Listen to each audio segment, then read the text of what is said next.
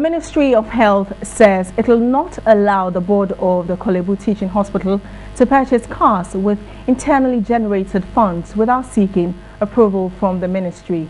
The outgoing minister, Sherry Aite, who made this known when she took her turn at the Meet the Press series in Accra, said the ministry was expecting the return of the cars or all the beneficiaries to purchase them with their own funds. The ministry has already presented a letter asking the board of directors to purchase the 9 cars with their own funds or return them. With the exception of the CEO, who is entitled to an official car, then the rest of the directors, they can own the car as their personal car through the revolving car system, and we will give them 7 years to pay. If they don't want to own the cars as their personal cars, then they can return the car back to the pool.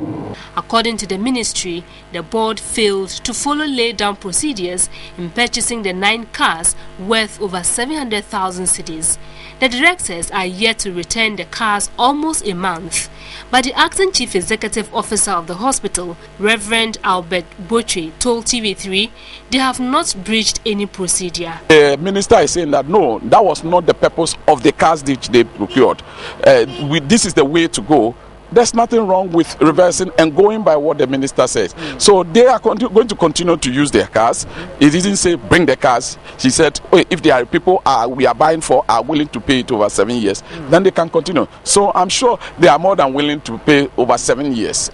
Meanwhile, he has described as lies and deception comments by the Senior Staff Association that the board of the hospital has increased its sitting allowance from 500 to 2,000 cedis. The board fee is different from sitting allowance. Sitting allowance is when we meet and then we have sitting allowance. Our net for sitting allowance is just 900. But there is a board fee which members around 1,000. So when you put the two together and you want to make a case to the public that, oh, we have moved from 500 to 2,000. I mean, by lumping all the two together, that is not fair.